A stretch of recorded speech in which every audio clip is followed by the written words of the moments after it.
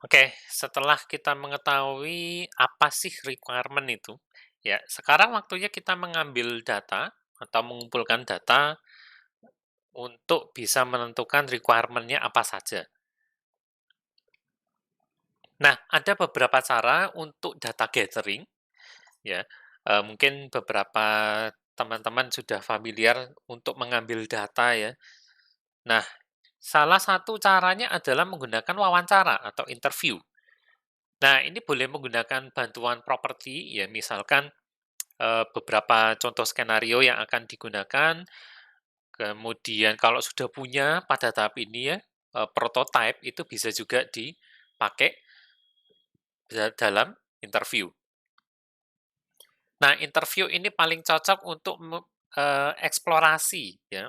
Di sini dikatakan good for exploring issues ya, mengeksplorasi masalah-masalah apa saja yang sebenarnya dialami oleh user saat ini. Ya, kenapa? Karena pada interview biasanya kita akan menanyakan sebuah pertanyaan yang sifatnya terbuka, ya. Dan kalau memang ada sesuatu yang merasa janggal pada jawaban pertanyaan tersebut, biasanya kita akan gali lebih dalam lagi. Ya, jadi misalnya, apakah Anda menyukai apa ya? Misalkan, apakah Anda menyukai menggunakan uang elektronik atau tidak? Ya. Nah, kalau misalkan jawabannya tidak, maka kita bisa kejar lagi, loh kenapa tidak? Uang elektronik ini sebetulnya, praktis loh, kita ndak perlu bawa-bawa dompet ya, semuanya sudah ada di HP.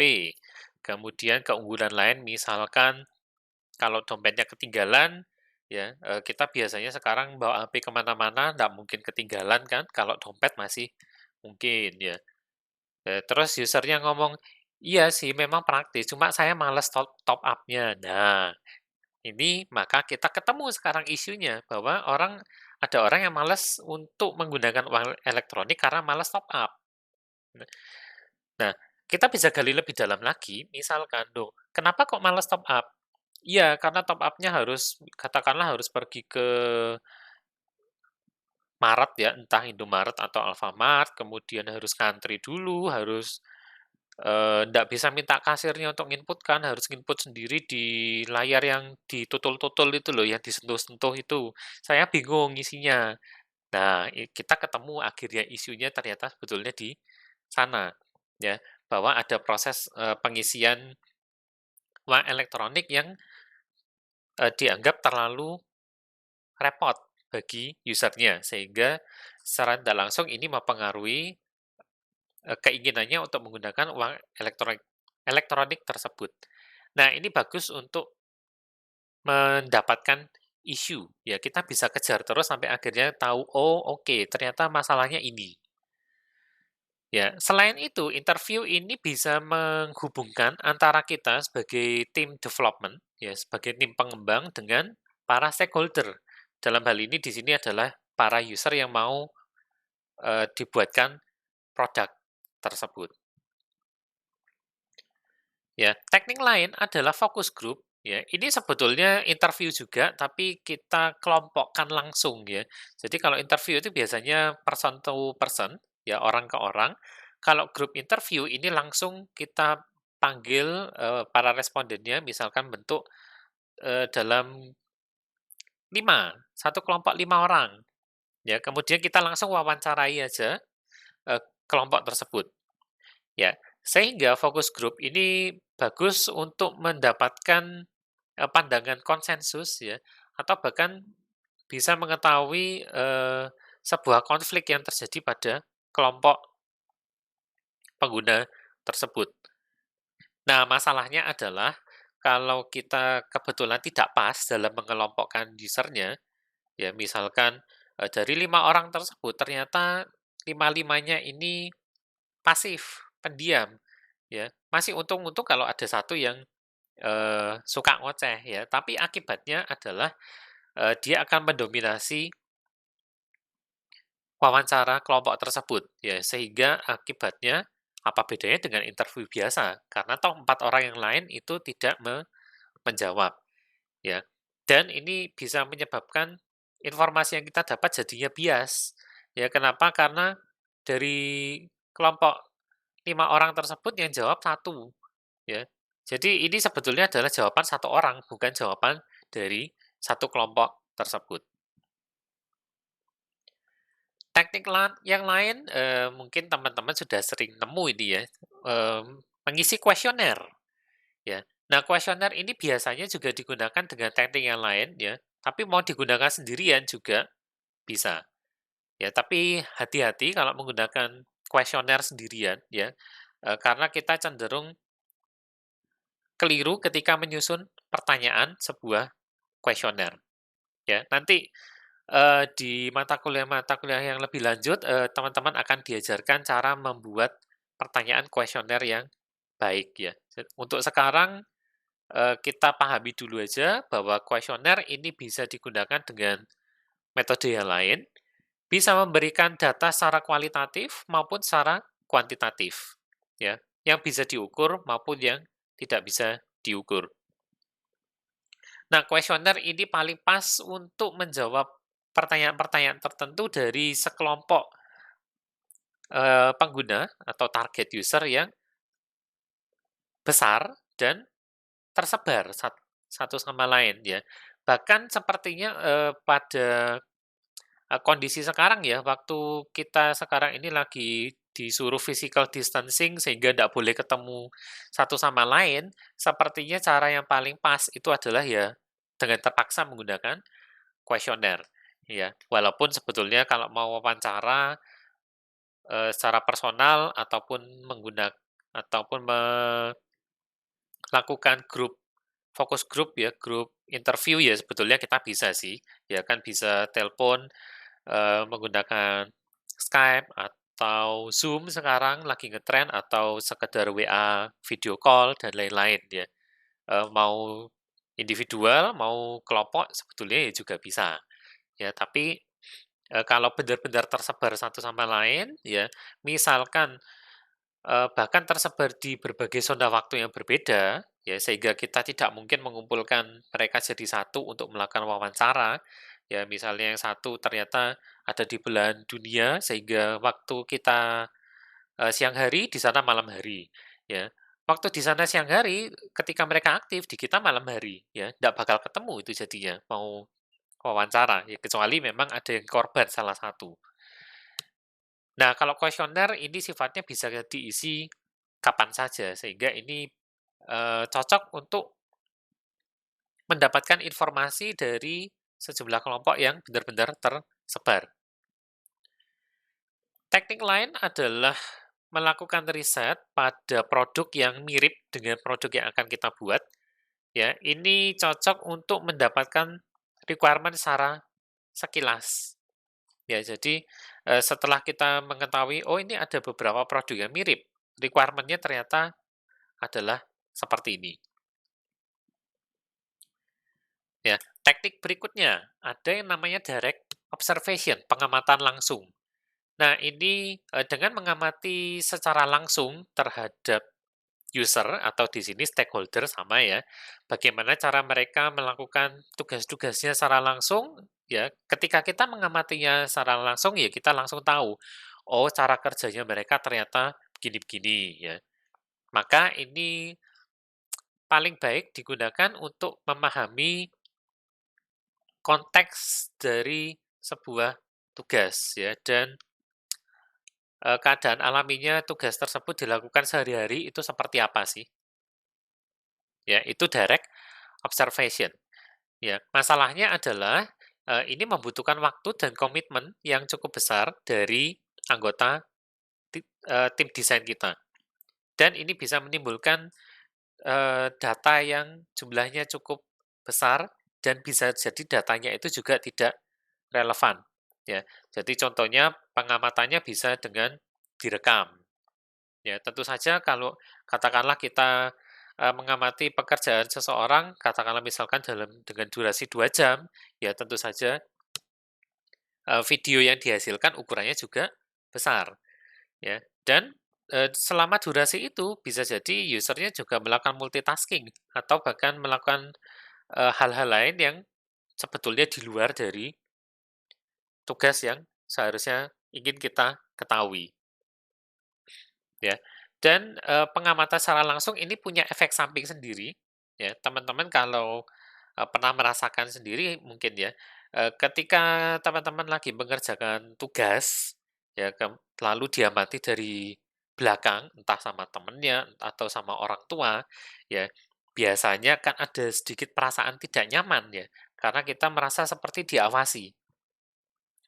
Nah itu, bisa menyebabkan ada bias ketika usernya itu melakukan tugas yang biasanya dia lakukan sehari-hari, tapi dia merasa gugup karena diawasi. Ya sehingga kadang-kadang jadi salah, mengerjakan tugasnya. Ya tapi kita tidak sadar, tidak tahu bahwa, yang dia lakukan itu sebetulnya adalah keliru. Ya, itu salah satu efek samping dari direct observation ya. Jadi ini gunakan dengan hati-hati. Oleh karena itu kadang-kadang, jenis observasi ini dilakukan secara indirect ya, tidak langsung. Jadi kita, tidak langsung mengawasi, secara fisik, secara human, secara manusianya itu benar-benar ngawasi user-nya mengerjakan sesuatu, ya. Ini agak jarang digunakan sih, untuk aktivitas requirement ya, tapi bisa digunakan untuk mencatat tugas-tugas apa saja yang sekarang sedang dikerjakan, ya. Caranya mengamati secara indirect, bisa pakai bantuan kamera ya, walaupun sebetulnya sama aja sih. Kalau usernya merasa bahwa, "Oh, saya ini diawasi," ya diawasi lewat kamera, ya ujung-ujungnya dia juga bisa bias melakukan pekerjaannya sehari-hari. Ya jadi, perlu sebuah teknik yang bisa meyakinkan usernya bahwa usernya akan tetap merasa nyaman selama mengerjakan tugasnya. Ya, jangan sampai usernya merasa bahwa saya ini sedang dites, sedang diuji. Ya, itu ketika user merasa seperti itu, maka dia akan cenderung lebih besar melakukan kesalahan. Nah, teknik berikutnya kita bisa mempelajari dokumentasi kalau ada ya, karena dokumentasi ini belum tentu ada untuk setiap perusahaan, untuk setiap organisasi, ya. Cuman biasanya, untuk beberapa prosedur tertentu, aturan tertentu, itu biasanya tertulis secara resmi dalam bentuk entah bentuk manual, entah bentuk infografik, atau ya bentuk dokumen ya, yang bisa merinci secara lengkap prosedurnya itu sebetulnya apa, tahap-tahapnya seperti apa, aturan apa saja yang harus ditaati. Nah, ini adalah sumber yang bagus ya untuk langkah-langkah yang terlibat dalam sebuah aktivitas ya dan regulasinya untuk mengatur sebuah tugas tersebut. Aturan-aturan apa saja yang harus ditaati selama mengerjakan tugas tersebut. Ya, cuman ini sebaiknya jangan digunakan sendirian karena kadang-kadang bisa terjadi ada beberapa penyimpangan pada peraturan dan aturan yang tidak tertulis ya. Ini yang bakal miss kalau kita hanya sekedar mengandalkan dokumentasi. Jadi ini, metode mempelajari dokumentasi ini sebaiknya juga gabungkan dengan metode yang lain. Misalkan dengan wawancara, terhadap usernya sendiri. Ini aturannya benar seperti ini kah? Apakah ini masih berlaku? Ya, atau apakah ada aturan-aturan lain yang perlu saya ketahui? Ya, jadi sebisa mungkin gabungkan metode ini dengan metode yang lain. Nah, metode ini tentunya tidak membutuhkan waktu dari sisinya stakeholder, sehingga ini, agak sedikit membatasi kalau kita mau menggunakan atau menggabungkan dengan teknik yang lain ya. Kalau yang lain itu bisa melibatkan stakeholder-nya secara langsung. Yang dokumentasi ini biasanya tidak perlu karena kita kan tinggal baca aja sendiri ya. Stakeholder-nya tidak perlu menjelaskan. Nah, kalau digabungkan berarti ini bisa menjadi batasan tersendiri. Ya, berikutnya ada yang disebut, contextual inquiry, ya. Ini adalah sebuah pendekatan untuk, studi secara etnografis, ya. Di sini kita akan beranggapan bahwa si user ini pastilah expert. Sementara itu kita sebagai desainer itu adalah pemula, ya. Pandangan seperti ini, disebut contextual inquiry. Nah, ini bentuknya bisa berupa interview, ya, tapi interviewnya dilakukan pada tempatnya si user atau tempatnya si stakeholder, ya. Kadang-kadang bisa terjadi sebaliknya, ya, ketika kita melakukan, data gathering, yang kita lakukan adalah user-nya diundang ke tempat kita. Nah, untuk pendekatan contextual inquiry ini terbalik, kita yang datang ke tempat si user-nya. Kemudian lakukan wawancara, biasanya 2 sampai 3 jam. Beberapa prinsip utama yang, perlu dipegang kalau mau melakukan contextual inquiry, ya. Yang pertama tentu saja sesuai namanya, lihatlah konteksnya, ya. Kita lihat tempat kerjanya user-nya, apa saja yang sedang terjadi di sana, bagaimana caranya mereka bekerja untuk menyelesaikan tugas tertentu.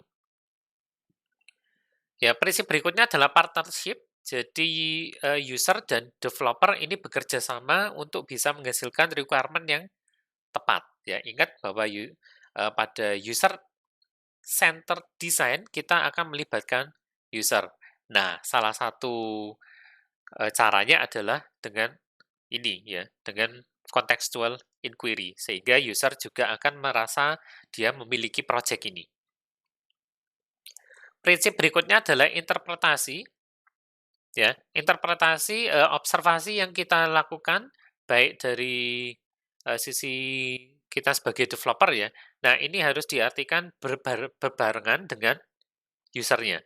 Ya, jadi kita mengamati kemudian sambil tanya-tanya ke user-nya ya, siapa tahu, pemahaman kita ternyata belum pas ya. Atau kalau ada yang masih kurang dipahami, langsung tanyakan aja kepada user-nya, supaya kita tidak menerka-nerka sehingga nanti akibatnya membuat sistem yang keliru. Prinsip yang keempat adalah fokus. Jadi proyeknya ini harus fokus untuk memahami apa yang sebetulnya ingin kita cari. Ya, jadi itu tadi beberapa teknik untuk melakukan data gathering. Ya, secara umum ini guideline-nya kalau mau melakukan data gathering ya. Yang pertama, kita harus fokus untuk mengidentifikasikan apa yang dibutuhkan oleh user atau stakeholder ya. Ingat requirement ini adalah tahapan yang penting.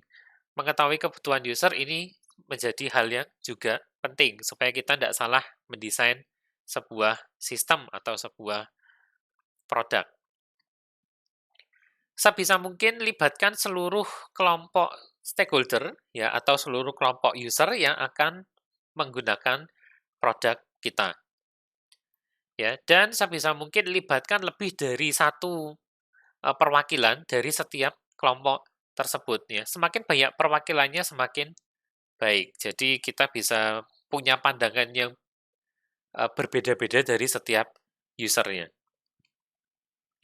Kemudian gunakan kombinasi teknik-teknik yang sudah kita pelajari barusan ya. Misalkan kuesioner itu gabungkan dengan interview misalnya. Mempelajari dokumentasi gabungkan juga dengan interview dan seterusnya. Ya, berikutnya guideline yang bisa Anda terapkan adalah, dukung proses ini ya, dukunglah proses pengambilan data ini dengan menggunakan properti jika memungkinkan. Ya, misalkan, dengan menggunakan beberapa prototipe dan beberapa deskripsi task tertentu. Ya, jadi itu adalah tahapan, data gathering untuk bisa mendapatkan requirement yang tepat. Nah, setelah kita mendapatkan data, tentunya data ini harus kita olah.